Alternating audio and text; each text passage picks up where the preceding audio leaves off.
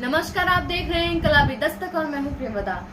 शिक्षकों के द्वारा दायर की गई याचिकाओं पर शिक्षा विभाग को कोई जवाब नहीं मिल रहा है। वे जवाब नहीं दे पा रहे हैं। जवाब न देने पर हाईकोर्ट ने इन पर भारी जुर्माना लगाने की चेतावनी दी है। ऐसे में हम इस पर चर्चा करेंगे, लेकिन इससे पहले आपसे एक आग्रह है कि हमारे चैनल को जो भी अब तक सब्सक्राइब नहीं किए, कृपया कर हमारे चैनल को सब्सक्राइब कर दें ताकि हमारी हर खबर पहुँचे आप तक सबसे पहले। मामला क्या है? मामला इस पर हम लोग पहले भी बात किए थे और लोगों तक बताए थे। क्योंकि उस दिन तक हाई कोर्ट का ऑर्डर नहीं आ पाया था, इसलिए हम पूरी जानकारी नहीं दे पाए थे उस तरीके से जो ऑर्डर लिखा गया है। यह मामला नियोजित शिक्षकों को ग्रेच्युटी का लाभ देने से संबंधित मामला है।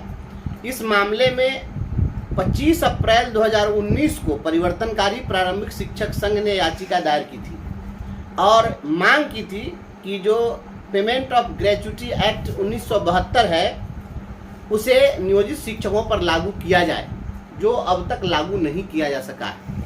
यह पेमेंट ऑफ ग्रेच्युटी एक्ट 1972 कहता है कि अगर कोई भी नियोक्ता, चाहे वह सरकारी हो या वह प्राइवेट हो, अगर कोई कंपनी है, फैक्ट्री है, फार्म हाउस है, होटल है, ऑयल फील्ड है, कोई भी संस्थान हो इस प्रकार का जिसमें 10 या 10 से अधिक कर्मचारी को बहाल किया गया है, तो वैसी स्थिति में नियोक्ता के लिए बाध्यकारी है कि वह अपने कर्मचारियों को ग्रेच्युटी का लाभ देगा।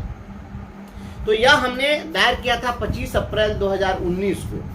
इस मामले की जब सुनवाई हुई तो 27 अगस्त 2019 को सुनवाई करते हुए तत्कालीन जो न्यायमूर्ति थे, आज नहीं हैं, आदरणीय न्यायमूर्ति अनिल कुमार उपाध्याय जी ने, वो काफ़ी गंभीरता से उन्होंने लिया था और उन्होंने यह कहा कि जब शिक्षा विभाग पर आप लोग केस करेंगे तो ये कहेंगे कि नियोजित शिक्षक हमारे कर्मचारी नहीं हैं और ये पंचायती राज के कर्मचारी हैं, और पंचायती राज वाले से जब पूछिएगा कि ये किनके कर्मचारी हैं तो कहेंगे कि हम कुछ करते ही नहीं है, तो शिक्षा विभाग करता है।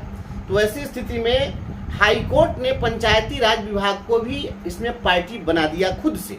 और उसमें जो लिखा था कि learned council for the petitioner is permitted to implead principal secretary Panchayati Raj as party respondent number 4. The state is directed to file counter affidavit on behalf of the principal secretary education as well as principal secretary Panchayati Raj. While filing counter affidavit, the respondents are required to consider the latest judgment of the apex court reported in 2019 6 SSC 103 put up on 23/9/2019। तो ये उस समय में उन्होंने पंचायती राज को party बनाया और party बनाने के साथ ही उन्होंने सुप्रीम कोर्ट के एक जजमेंट को कोट करते हुए यह कहा कि आप जवाबी हलफनामा दीजिए, और जवाबी हलफनामा शिक्षा विभाग भी देगा और पंचायती राज भी देगा। और हलफनामा दायर करते समय सुप्रीम कोर्ट का जो एक लेटेस्ट जजमेंट है उस जजमेंट को ध्यान में रखते हुए आप जवाबी हलफनामा दायर करेंगे। ये हाई कोर्ट ने कहा था, कोई जवाब इनके पास नहीं था। वह एक तरह से कहिए कि सुप्रीम कोर्ट का जो जजमेंट था उसको लागू करने का ही वो एक ऑर्डर हो गया। क्योंकि जब कहा कि जवाब आप दीजिएगा तो इस चीज़ को ध्यान में रखते हुए दीजिएगा कि सुप्रीम कोर्ट ने क्या कहा है। तो सुप्रीम कोर्ट ने जो जजमेंट दिया था, वह जिस जजमेंट की चर्चा की गई उसमें वह जजमेंट था नगर निगम के डेली वेजेज वर्कर से, कि नगर निगम के डेली वेजेज वर्कर चले गए थे कोर्ट में कि भाई हमको भी ग्रेच्युटी का लाभ दीजिए। तो ऑनरेबल सुप्रीम कोर्ट ने कहा कि नगर निगम के डेली वेजेज वर्कर को भी ग्रेच्युटी का लाभ आप दीजिए, और मिला। तो कोर्ट ने कहा कि जब आप डेली वेजेज वर्कर को, दैनिक वेतन भोगी को, नगर निगम के एम्प्लॉय को ग्रेच्युटी दीजिएगा और नियोजित शिक्षक को नहीं दीजिएगा, ये नहीं चलेगा। तो कहा कि इस फैसले को ध्यान में रखते हुए आप जवाबी हलफनामा दीजिएगा। सरकार कोई जवाब नहीं दे सकी। ये 2019 की बात है, 5 वर्ष बीत गए हैं, इतने दिनों में सरकार के पास कोई जवाब नहीं मिला। अब मामला फिर से जब खुला है, जब फिर कोर्ट ने इसकी सुनवाई शुरू की है, तो 15 अप्रैल को इसकी सुनवाई हुई है। और उस सुनवाई में कोर्ट ने क्या कहा है वो हम आपको बताते हैं। उसमें कहा है कि learned council for the state is directed to comply the order dated 27 August 2019 passed by coordinate bench of this court, that is to file counter affidavit in the present case on behalf of the Panchayati Principal Secretary Education as well as Principal Secretary Panchayati Raj Department, Government of Bihar, Patna within a period of 3 weeks, keeping in view of the latest judgment of the apex court reported in 2019 6 SSC 103, and if the same is not complied, heavy penalties shall be imposed upon the respondent number 2 and 4.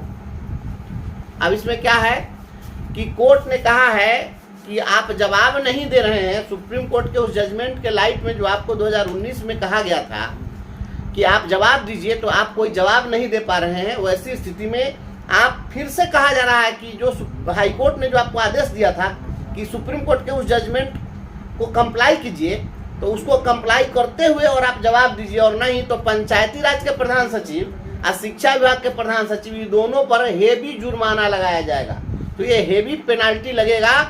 ये अब अगली सुनवाई जो होनी है उसकी 6 मई को सुनवाई होनी है, बहुत समय नहीं है। अब इसकी जब सुनवाई होगी तो इसके पहले इनको जाना पड़ेगा, तो ग्रेच्युटी लागू करके इनको कोर्ट में जाना पड़ेगा, और नहीं तो उस दिन इनकी फर्जियत होनी तय है, और हो सकता है कि उस दिन पेनाल्टी इन पर लग जाए। ये कोर्ट काफ़ी सख्त है इस मामले में, कह दिया कि ये भी पेनाल्टी शैल बी इम्पोज, तो भारी जुर्माना लगाने की बात की है। और अपने साथियों को हम बताना चाहते हैं कि जो the payment of gratuity act है, इस पेमेंट ऑफ ग्रेच्युटी एक्ट को आप लोग गूगल से आप लोग सर्च करिए और उसका पढ़िएगा। इसमें सेक्शन 4A इसका जरूर पढ़िएगा। ग्रेच्युटी की बात तो होगी ही, लेकिन ग्रेच्युटी के साथ साथ सेक्शन 4A को जब पढ़ेंगे तो इसमें लिखा है, जरा आपको मैं सुना देता हूँ कि कंपलसरी इंश्योरेंस, मतलब कि जब ग्रेच्युटी एक्ट लागू करेंगे तो ग्रेच्युटी एक्ट केवल ग्रेच्युटी की ही बात नहीं करता है, बल्कि यह अनिवार्य बीमा की ही बात करता है। जो GLI होता रहा है कर्मचारियों को पहले से समूह जीवन बीमा, तो वह जीवन बीमा का भी लाभ देना पड़ेगा। इसी ग्रेच्युटी एक्ट में वह भी लिखा हुआ है। तो इसमें लिखा है सेक्शन 4A में compulsory insurance 1 with effect from such date as may be notified by the appropriate government in this behalf, every employer other than an employer or an establishment belonging to or under the control of the central government or a state government shall, subject to the provisions of subsection 2, obtain an insurance in the manner prescribed for his liability for payment towards the gratuity under this act from the Life Insurance Corporation of India established under the Life Insurance Corporation of India Act 1956, 31 of 1956 और any other prescribed insurer।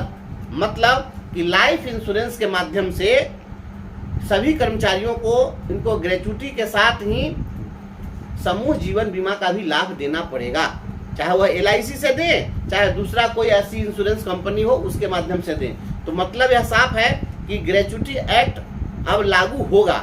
और इस मामले में आपको हम बता दें कि पिछले दिनों जब बहस हुई है तो उस बहस में हमारी ओर से सीनियर एडवोकेट ने जो रख दिया है वहाँ पर कि सुप्रीम कोर्ट में एक और केस गया था। वह केस था, वह निजी विद्यालय एसोसिएशन के द्वारा उसमें केस किया गया था। वह था आपको independent school federation of India, उसके द्वारा एक केस किया गया था। यह 2022 में हुआ है कि जो प्राइवेट स्कूल वाले हैं उस स्कूल के टीचर को भी ग्रेच्युटी का लाभ दिया जाए। और उस मामले में भी ऑनरेबल सुप्रीम कोर्ट ने आदेश दिया, क्योंकि आंगनबाड़ी सेविकाओं को भी ग्रेच्युटी का लाभ देने का पहले से आदेश और प्रोविजन भी है। तो कहा कि आंगनबाड़ी सेविका सहायिका को आप ग्रेच्युटी का लाभ दीजिएगा और शिक्षक को नहीं दीजिएगा, यह नहीं चलेगा। और यह ग्रेच्युटी का लाभ जो मिलना है, यह ग्रेच्युटी का लाभ आपके नियुक्ति के तिथि से मिलना है। इसमें ऐसा नहीं होगा कि ये आज से लागू करेंगे। अगर यह हाई कोर्ट ने अगर लागू करा दिया इसको, तो हमारी जितनी सेवा है पूरी सेवा इसमें काउंट होगी। और प्रत्येक 1 वर्ष के लिए 15 दिन की सैलरी जो हमारे रिटायरमेंट के डेट पर होगी, उस डेट के हिसाब से उसके दर से हमारा भुगतान होगा।